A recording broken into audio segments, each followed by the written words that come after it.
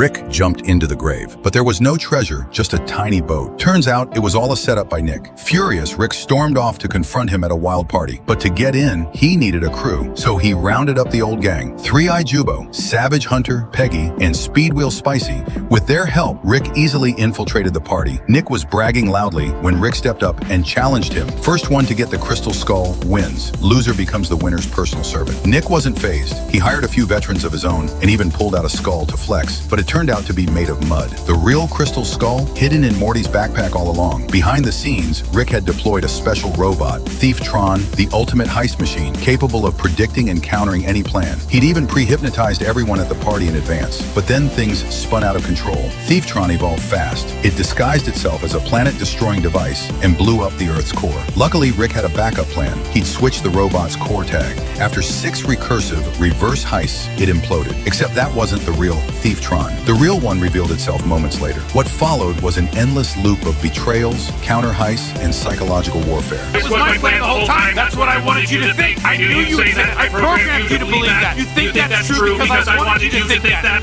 And I programmed you to believe that.